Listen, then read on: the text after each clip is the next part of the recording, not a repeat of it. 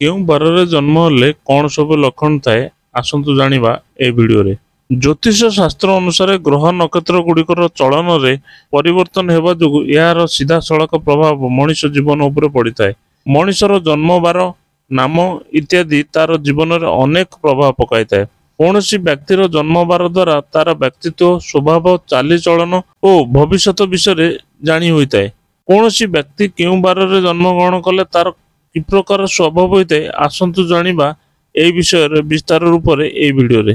ଯେଉଁ ଲୋକମାନେ ସୋମବାରରେ ଜନ୍ମଗ୍ରହଣ କରିଥାନ୍ତି ସେମାନେ ସର୍ବଦା ନିଜ କାର୍ଯ୍ୟ ନିଜେ କରିବାକୁ ପସନ୍ଦ କରିଥାନ୍ତି। ଏମାନେ ଭାରି ସ୍ୱାଭିମାନୀ ସ୍ୱଭାବର ହୋଇଥାନ୍ତି। ଏମାନେ ସର୍ବଦା ଆତ୍ମନିର୍ଭରଶୀଳ ରହିବା ସହିତ ହୃଦୟରୁ ଏମାନେ ବହୁତ ନିର୍ମଳ ହୋଇଥାନ୍ତି। ଏମାନଙ୍କ ମନରେ କେବେ ବି କୌଣସି ଛନ୍ଦ କପଟ ନଥାଏ। ଯେଉଁ ଲୋକମାନେ ମଙ୍ଗଳବାର ଦିନ ଜନ୍ମ ହୋଇଥାନ୍ତି ସେମାନେ ପ୍ରଭୁ ହନୁମାନଙ୍କର ଭକ୍ତ ହୋଇଥାନ୍ତି। ଏମାନେ ନିଜ ଜୀବନରେ କାହାକୁ ମଧ୍ୟ ଭୟ କରନ୍ତି ନାହିଁ। ସବୁ କାର୍ଯ୍ୟରେ ଏମାନେ ପାରଙ୍ଗମ ହୋଇଥାନ୍ତି। ହୃଦୟରୁ ଏମାନେ ବହୁତ ନିର୍ମଳ ଓ ସଚ୍ଚୋଟ ହୋଇଥାନ୍ତି। ଯେଉଁ ଲୋକମାନେ ବୁଧବାର ଦିନ ଜନ୍ମଗ୍ରହଣ କରିଥାନ୍ତି ସେମାନେ ହୃଦୟରୁ ନିର୍ମଳ ଓ ଦୟାଶୀଳ ହୋଇଥାନ୍ତି। ଏହି ଲୋକମାନେ କେବେ ବି କାହାର ଅମଙ୍ଗଳ ଚାହିଁନଥାନ୍ତି। ସମାଜ କଲ୍ୟାଣ ପାଇଁ ସର୍ବଦା ପ୍ରସ୍ତୁତ ରହିଥାନ୍ତି। ସମାଜରେ ଏମାନଙ୍କ ପ୍ରତିଷ୍ଠା ବଜାୟ ରହିଥାଏ। ଯେଉଁ ଲୋକମାନେ ଗୁରୁବାର ଦିନ ଜନ୍ମଗ୍ରହଣ କରିଥାନ୍ତି ସେମାନଙ୍କ ଉପରେ ସର୍ବଦା ଦେବୀ ଲକ୍ଷ୍ମୀ ଓ ଏବଂ ଭଗବାନ ବିଷ୍ଣୁଙ୍କର କୃପା ଦୃଷ୍ଟି ରହିଥାଏ। ଜୀବନରେ କେବେ ବି ଏମାନଙ୍କୁ ଧନର ଅଭାବ ହୁଏ ନାହିଁ। ଏହି ଲୋକମାନେ ସର୍ବଦା ହସ ଖୁସିରେ ଜୀବନ ଅତିବାହିତ କରିଥାନ୍ତି। ଏମାନେ ବହୁତ କୋମଳ ହୃଦୟର ହୋଇଥାନ୍ତି।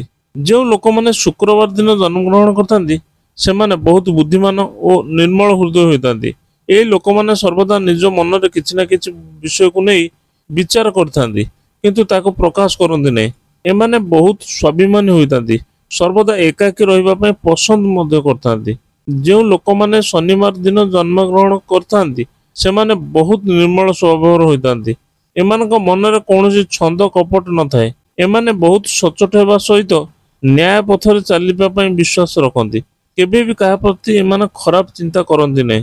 ଯେଉଁ ଲୋକମାନେ ରବିବାର ଦିନ ଜନ୍ମଗ୍ରହଣ କରିଥାନ୍ତି ସେମାନେ ସର୍ବଦା ସମସ୍ତଙ୍କ ସହିତ ମିଳିମିଶି ରହିବା ପାଇଁ ପସନ୍ଦ କରିଥାନ୍ତି। ଏମାନେ ନିଜ ବାଣୀ ଦ୍ୱାରା ଅନ୍ୟମାନଙ୍କ ମନକୁ ଜିତିଥାନ୍ତି। ଏମାନେ ବହୁତ ନିର୍ମଳ ହୃଦୟର ହୋଇଥାନ୍ତି। ଦର୍ଶକ ବନ୍ଧୁ, ଯଦି ଭିଡ଼ିଓଟି ଭଲ ଲାଗୁଛି ତେବେ ଲାଇକ୍, ସେୟାର, କମେଣ୍ଟ କରନ୍ତୁ।